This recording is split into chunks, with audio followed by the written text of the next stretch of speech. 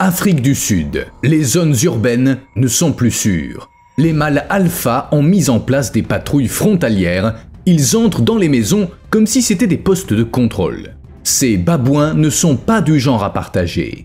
Parmi les 5 espèces de babouins qui vivent en Afrique, le chacma est le plus grand et le plus agressif.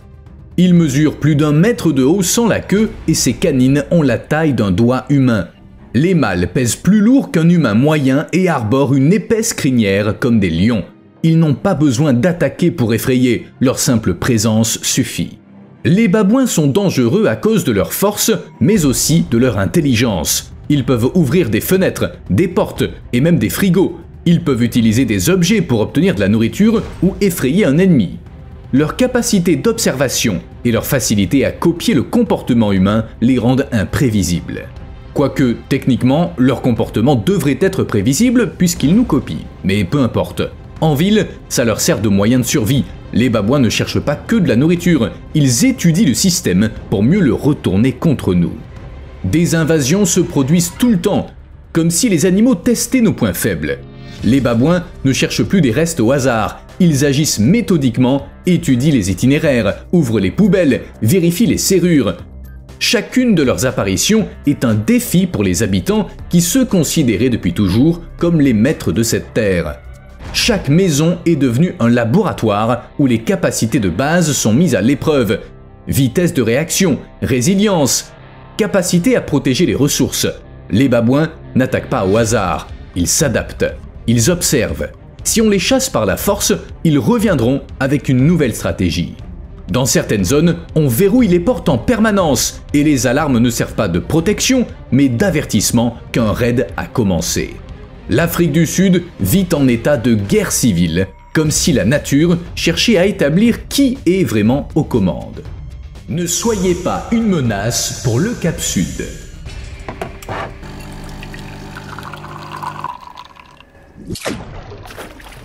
Voici un rappel discret de faire un petit quelque chose sous la vidéo.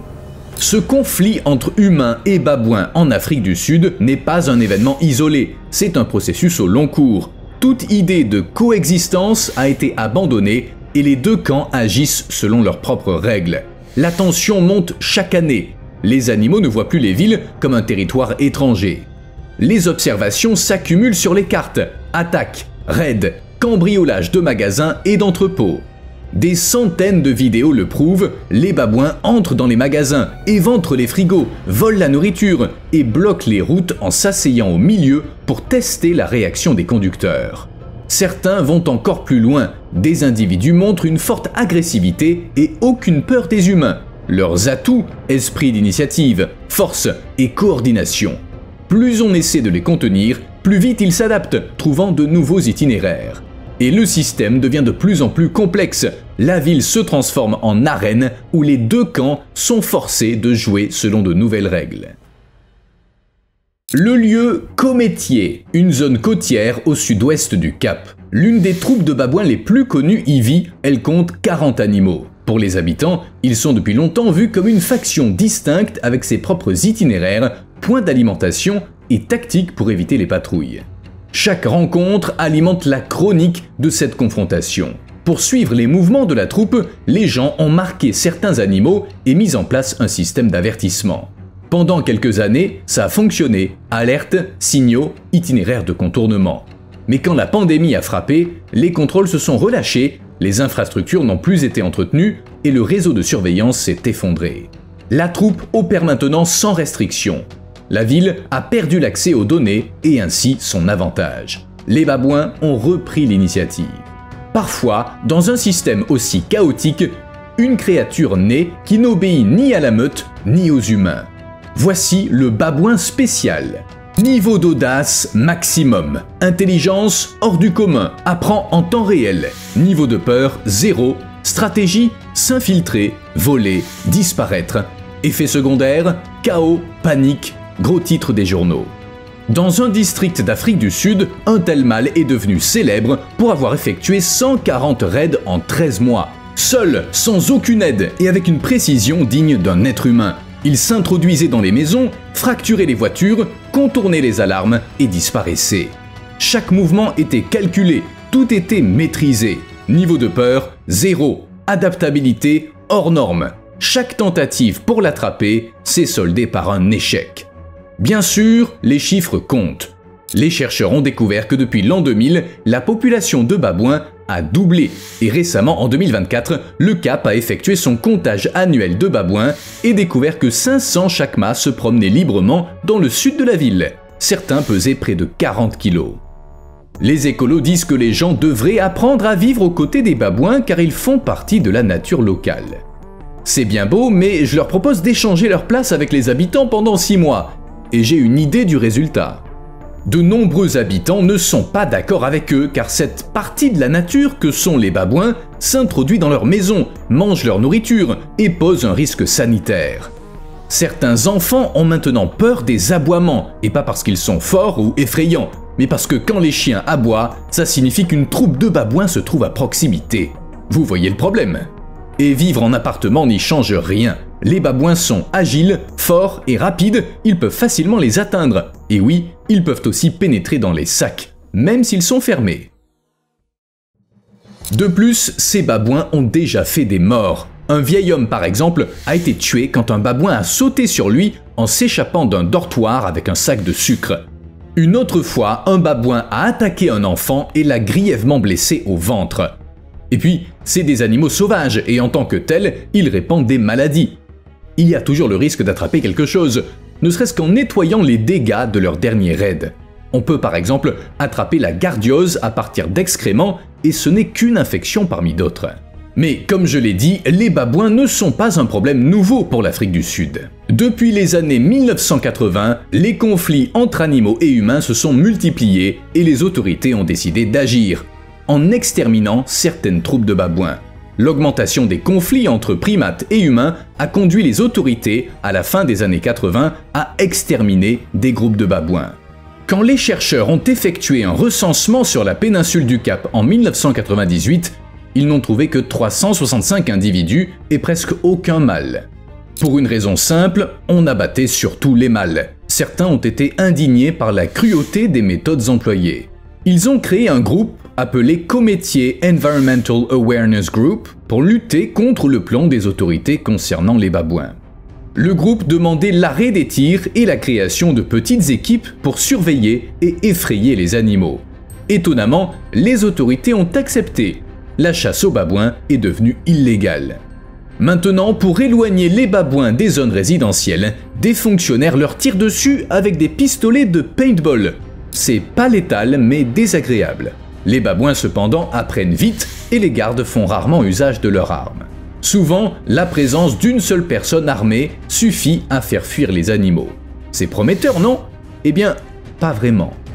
Malgré les mesures et les pistolets de paintball, en 2025, le conflit entre humains et babouins au Cap s'est intensifié au point que les autorités envisagent d'autoriser à nouveau les abattages. Pas à l'aveugle bien sûr, le plan est d'éliminer 117 animaux de 4 troupes, soit un quart de la population. Mais c'est pas une brillante idée. Je veux dire, bien sûr, les babouins causent le chaos, ils effraient les gens, endommagent les propriétés, mais l'équipe de gestion des babouins de la péninsule du Cap dit que l'abattage n'est qu'une option parmi d'autres. Il y a aussi le déplacement, la création de réserves, bref, des méthodes qui n'entraînent pas de mise à mort. C'est pas que ces experts soient des amoureux des animaux en général ou des babouins en particulier, mais les babouins sont des ingénieurs qui dispersent les graines de façon naturelle. En 2018, des chercheurs ont découvert que les babouins dispersent les graines d'au moins 24 espèces différentes. Ils sont essentiels à la bonne santé du maquis du Cap, composé d'arbustes et de plantes qui ne poussent que sur la côte sud-africaine. Sans babouins, cet écosystème s'effondrerait et réparer les dégâts pourrait s'avérer impossible. De plus, les armes de paintball ou bien réelles ne marchent pas toujours. Certes, les babouins se dispersent à la vue d'un garde, mais ils effectuent quand même des raids. Logique, la nourriture humaine est très énergétique. Des radios d'un mâle de la péninsule du Cap ont révélé pas moins de 70 objets métalliques, chevrotines et balles de fusil. Et vous savez quoi? Rien de tout ça ne l'a arrêté. Il n'en était pas moins féroce. Conclusion, tirer sur les babouins est peut-être tentant, mais c'est une mauvaise idée. Certes, cette méthode est souvent utilisée, j'en ai parlé de nombreuses fois. Mais il y a un hic. L'abattage se destine en général aux espèces invasives nuisibles. Les babouins, eux, ont toujours vécu là. L'écosystème repose sur eux. Traduction, pour contrôler ces animaux, il faut un autre animal, un prédateur. Et il y en a un. Voici l'aigle couronné. Ce grand rapace vit en Afrique subsaharienne. Son régime se compose de mammifères, mais selon l'endroit où il chasse, le plat principal peut changer. Antilopes, singes, rongeurs, damans. Les aigles couronnés les aiment particulièrement. Mais s'ils tombent sur un potamochère, un lézard ou une chauve-souris, ils ne disent pas non. Pas étonnant qu'ils soient considérés comme les aigles les plus forts d'Afrique par rapport à la taille de leur proie. Ils peuvent se permettre de chasser à peu près n'importe quoi. Même des proies pesant 30 kg. Longues serres, pattes puissantes, ils sont capables de briser le crâne de leur proie. L'aigle couronné mesure 80 à 100 cm de haut, ce qui en fait le 5e plus grand aigle et le 9e plus lourd. Son envergure varie de 1,51 à 1,81 m pour un record de 1,9 m. Son bec est énorme. On a mesuré un grand spécimen de musée dont le bec faisait 55 mm du coin de la bouche au bout du bec, 45 mm le long de la ligne supérieure et 33 mm de haut à la base. Un autre spécimen de musée, une femelle, possédait une serre de 6,2 cm de long. En bref, oui, cet oiseau peut chasser ce qu'il veut. Et je n'ai encore rien dit de leur caractère, car les aigles couronnés sont audacieux et brutaux. Ils sont du genre furtif, frappant là où on ne les attend pas et changeant de tactique en fonction de la proie. Impossible de se préparer à leur attaque. Oh, et bien sûr, ils chassent les babouins depuis longtemps. En juger par les os de babouins que les chercheurs ont trouvés, ça se passe comme ça. L'aigle perce le crâne de sa victime avec son bec, il lui brise le cou, puis il arrache sa tête pour se régaler du cerveau nutritif. La nature sauvage est incroyable. Or, les babouins savent à quel point les aigles couronnés sont dangereux. Les chercheurs ont observé leurs interactions dans le parc national du lac Manyara, au nord de la Tanzanie. Quand un aigle apparaissait à l'horizon, les babouins réagissaient en faisant un bruit terrifiant. Ils donnaient l'alarme et tous les bébés et les jeunes descendaient des arbres en vitesse pour s'abriter sous les buissons. S'il n'y avait pas de buissons, les jeunes essayaient de rester près des adultes. Les mâles les plus vieux et les plus gros menaçaient l'aigle du mieux qu'ils pouvaient et réussissaient parfois à le faire fuir. Parfois. Mais pas partout, et dans certaines zones, les primates représentent 80% du régime de l'aigle couronné. Apparemment, dans ces régions, les cris ne suffisent pas. Pourquoi je vous raconte tout ça? Car si des aigles s'installent dans la banlieue du Cap, la vie insouciante des babouins touchera à sa fin. Ils devront se montrer plus prudents car ils auront autre chose à craindre que les gardes et leurs pistolets de paintball, lesquels pour l'essentiel ne font que les effrayer. Alors qu'avec les aigles, les choses seront différentes. Ça marquera le début de ce que les chercheurs appellent la pression de prédation, l'effet que les prédateurs ont sur leur proie. Car oui, l'aigle chassera les babouins et réduira leur nombre. Moins de babouins, ça voudra dire moins d'affrontements entre babouins et humains, moins de dégâts, moins d'attaques. Mais l'effet ne se limitera pas au nombre de babouins. La présence du prédateur changera leur comportement. La menace constante d'être mangée force les espèces à s'adapter. Elles changent leurs habitudes alimentaires ou se cachent dans des endroits plus sûrs. En gros, elles apprennent à vivre autrement pour ne pas servir de proie. Ils se disperseront aussi, et certains babouins pourraient même quitter le territoire des aigles et s'installer plus loin. Enfin, il y a deux possibilités. Soit les babouins s'éloigneront le plus possible des villes, soit au contraire ils s'y abriteront, ce qui ne serait pas génial. Mais ils passeront forcément moins de temps à chercher de la nourriture et à s'en régaler, car ils devront passer ce temps à surveiller les prédateurs. Moins de nourriture, c'est un taux de survie plus faible, une santé moins bonne, moins de bébés. C'est dur, mais c'est le cercle de la vie. C'est un fait bien connu et prouvé, l'arrivée d'un prédateur affecte la reproduction. Moins de bébés naissent en raison du stress, ils sont plus faibles et plus petits et les mères arrêtent de s'occuper d'eux plus tôt. En bref, l'aigle couronné semble être la solution idéale et 100% naturelle au problème des babouins, à tous les niveaux. Et il s'agit d'une espèce indigène. Les aigles couronnés vivent bien en Afrique du Sud, mais un peu plus à l'est. le cap se situe à l'ouest. Mais contrairement au cas que j'ai mentionné auparavant, on n'aurait pas besoin de déplacer des animaux à travers l'océan. Ils resteraient sur le même continent et si on les prenait en Afrique du Sud, le trajet se limiterait à 1000-1500 km. Je répète, ce serait une solution 100% naturelle. On agrandirait simplement leur aire de répartition vers l'ouest. Bien sûr, il y aurait quand même des inconvénients. Certains petits rapaces attaquent les gens s'ils s'approchent trop près de leur nid, mais ça n'a pas de conséquences. Les femelles aigles couronnées, en revanche, une fois que leurs poussins ont des plumes, attaquent quiconque s'approche du nid. Oui, y compris les humains. La bonne nouvelle, c'est que malgré leur taille et leur force, ces attaques ne causent pas de blessures sérieuses, car la femelle veut seulement faire déguerpir l'intrus. Elle n'essaie pas de tuer ou de blesser. Cela dit, même quand un oiseau ne fait que défendre son nid, il peut causer des blessures, susceptibles de s'infecter ou de nécessiter des points de suture. Non, ça doit pas être drôle, 0 sur 10. L'inconvénient, c'est que l'aigle couronné est susceptible de prendre les enfants humains pour des proies.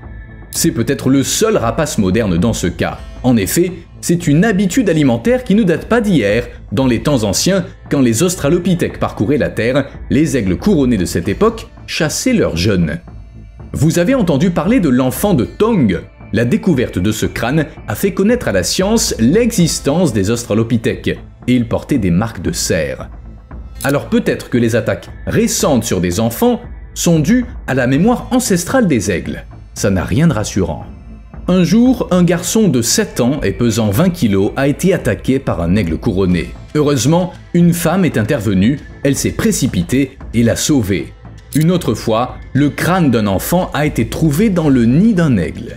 Et il y a un troisième cas, lors de l'enquête sur la disparition d'une fillette de 4 ans, certaines preuves pointaient en direction de l'aigle couronné. Je ne vais pas entrer dans le détail, mais disons simplement que ces preuves ont été trouvées dans un arbre où l'aigle avait son nid. Je vous laisse imaginer. Bref, si on fait venir des aigles couronnés à proximité des humains, dans la banlieue du Cap, ils risquent de ne pas s'en prendre qu'aux babouins. Bonjour l'angoisse, les parents craindraient de laisser leurs enfants jouer dehors, car le danger guetterait même dans le jardin. À côté de ça, les babouins auraient presque l'air sympas. Et il n'y a pas que les enfants, mais aussi les animaux de compagnie. En 2020, un Yorkshire de 5 ans nommé Delphi a survécu après qu'un aigle couronné l'a attrapé, transporté à travers une vallée et lâché. Tout a commencé quand le vent a ouvert le portail du jardin et que 2 chiens en ont profité pour pénétrer dans une réserve naturelle. Un aigle les a repérés et s'est dit « Oh, un casse-croûte !» Mais en chemin, il a changé d'avis, où il s'est souvenu qu'il s'était promis de prendre un vrai repas au lieu de grignoter. Dans tous les cas, il a lâché le chien et ses propriétaires l'ont emmené en urgence chez le véto. Il était en état de choc, mais il s'en est sorti avec une commotion cérébrale et une fracture du crâne. Pour un Yorkshire enlevé par un aigle, ça relève du miracle. De plus, le problème concerne tous les animaux de compagnie. En 2019, il y a eu 15 cas d'attaque d'aigle dans cette zone, la plupart pendant la saison de l'éclosion des poussins. Les chercheurs disent que 9 fois sur 10, les aigles se trompent et prennent chiens et chats pour des damans. Les damans sont à la base de l'alimentation des aigles, ces de petites créatures dont le cri ressemble à « Awava ». Laissez un like si vous connaissez. Ainsi, pour éviter toute confusion, les animaux de compagnie doivent porter une veste lumineuse ou réfléchissante. Les damans n'en portent pas. Mais il n'y en a pas assez pour tout le monde, et par exemple, dans les zones où vivent des aigles, des poulets disparaissent presque tous les jours. Les gens les enferment dans le poulailler, c'est la seule solution. On ne peut rien faire contre les aigles couronnés, puisque l'espèce est en danger. C'est souvent les jeunes aigles pas encore adultes qui attaquent les animaux de compagnie. Disons qu'ils se cherchent. Ils manquent d'expérience et ils n'ont pas encore compris comment bien choisir leur proie. De plus, ça dépend de la saison. Quand les proies faciles de l'été disparaissent, ils doivent faire plus d'efforts pour se nourrir. Le premier animal qui croise leur chemin peut alors se retrouver au menu, sans exception. En résumé, faire venir des aigles couronnés pour pouvoir vivre en toute sécurité, c'est comme adopter un léopard parce qu'on a un problème de souris. Bien sûr, il résoudra le problème, mais ça reste un léopard. Et puis, rien ne garantit que le léopard, les aigles, se plairont dans la région. Pour les aigles couronnés d'Afrique du Sud, Durban l'ensoleillé est un paradis. La ville et ses environs sont luxuriants et grouillent d'animaux. Bref, c'est le terrain de chasse parfait pour des rapaces urbains. Et au sein de cette bande d'emplumés, les aigles couronnés font la loi. Ils nichent dans les jardins et les parcs urbains du Grand Durban, attrapant des damans dans les égouts ou volant des oisillons d'ibis aguedache dans le nid. En d'autres termes, ils mènent la belle vie, aucune raison de se plaindre. Mais le Cap n'a rien à voir. Les aigles couronnés y vivent dans des forêts denses et tropicales, même s'il y a des exceptions comme des fourrés d'acacias côtiers, des collines boisées et des falaises rocheuses. Seulement, au cours de leur évolution, les aigles ont développé leurs compétences de chasse en forêt. Ils ont développé des ailes plus courtes et arrondies et une queue plus longue pour zigzaguer entre les arbres. Oui, les forêts sont essentielles aux aigles couronnés, mais dans la banlieue du Cap, les arbres sont rares. On peut le voir sur cette carte, il y a beaucoup plus de verdure là où les aigles vivent actuellement. En conclusion, ces prédateurs ne sont pas faits pour vivre au Cap. Si l'endroit ne leur convient pas, ça affectera leur capacité à chasser, et une réaction en chaîne s'ensuivra. Soit ils mourront, soit ils iront quelque part où les conditions sont meilleures. Dans tous les cas, la campagne de lutte contre les babouins sera un échec. Bien sûr, on ne peut pas affirmer que c'est ce qui arrivera, mais on ne peut pas exclure ce triste dénouement. Et puis, les aigles sont capables de se déplacer facilement, et si le sud-ouest de l'Afrique leur convenait, ils s'y seraient déjà établis. Si ça ne s'est pas produit, c'est qu'il y a une bonne raison. De plus, rien ne garantit que s'ils s'installaient dans ce nouveau territoire, les aigles couronnés chasseraient les babouins. Oui, je sais, j'ai parlé de leurs affrontements, et en général, cette espèce d'aigle chasse les primates. Mais plutôt des cercopithèques ascagnes, des singes plus petits et plus légers. En fait, ils pèsent 10 fois moins qu'un babouin. Les aigles chassent les primates arboricoles car c'est là que leurs habitats respectifs se chevauchent. Les primates terrestres comme les babouins sont l'exception plutôt que la règle. Certes, on a vu des aigles couronnés attaquer des babouins, mais c'est rare. Ainsi, il existe un risque sérieux que les aigles ne réalisent même pas qu'ils sont censés chasser les babouins. Ils ne le font pas au quotidien, et certains n'ont peut-être jamais goûté à du babouin. Mais alors que faire? Pour répondre à cette question, on doit d'abord répondre à une autre. Pourquoi ces babouins se sont mis à investir la ville? La plupart d'entre eux préfèrent traîner sur les collines en périphérie du Cap. Mais leur point d'alimentation traditionnel se trouve en plaine. Et vous savez ce qu'il y a dans la plaine? Des banlieues qui se sont fortement développées ces dernières années. C'est la croissance du Cap qui a forcé les singes à se déplacer vers des zones pauvres en nourriture, mais dotées de poubelles remplies de restes riches en calories. Les babouins ont appris à vivre près des humains et à s'adapter au changement. C'est pourquoi ils errent souvent dans les lieux habités par des humains. Bien sûr, ça peut sembler contre nature quand on est habitué aux animaux timides et craintifs qui vivent dans nos villes. Mais les babouins ne sont pas des hérissons. Comme les humains, ces primates sont très curieux. Ils savent ce que sont les liens sociaux, ils sont adaptables et ils savent où trouver de la nourriture savoureuse. Partout où il y a des humains, il y a de la nourriture. L'accès facile à cette nourriture permet aux singes d'économiser du temps et de l'énergie. Ce temps est ainsi consacré à se lier avec des partenaires potentiels et d'autres membres du groupe, et bien sûr, à se reproduire. Bref, à passer du bon temps. Finalement, les babouins cessent de craindre les humains et passent à l'intimidation. Certains s'emparent même d'armes. Bien sûr, poubelles et banlieues tentaculaires ne sont pas les seuls responsables. Les humains, comme d'habitude, ont exterminé la faune locale, en particulier les grands prédateurs. Les lions ont été éliminés il y a plus d'un siècle et le dernier léopard du Cap a été vu dans les années 1930. Et sans prédateurs, il n'y a personne pour contrôler la population de babouins. Ainsi, on en revient à notre question, que faire? Étrangement, la réponse est de sortir les poubelles. Le dernier plan de gestion des babouins sur 10 ans, établi en 2023-2033, dit que la ville du Cap travaillera à améliorer la gestion des déchets en fournissant des poubelles anti-babouins. Ou plus simplement, elle compliquera l'accès des babouins aux délicieux déchets. Les militants écologistes, cependant, soutiennent qu'il y a trop peu de ces poubelles et qu'il faut encourager les habitants à arrêter de laisser des déchets partout. Cependant, c'est un bon début. En septembre 2023, la ville a annoncé la construction de barrières pour empêcher les babouins de pénétrer dans les zones rurales. L'idée est de leur compliquer la vie pour qu'ils se disent « Bon, peut-être qu'on ferait mieux de ne plus approcher les humains ». Et bien sûr, on continue à les étudier. Des gardes surveillent constamment les déplacements des babouins de 11 troupes gérées, et la plupart de ces troupes passent l'essentiel de leur temps en dehors des zones habitées. Vous me devez un like. À plus.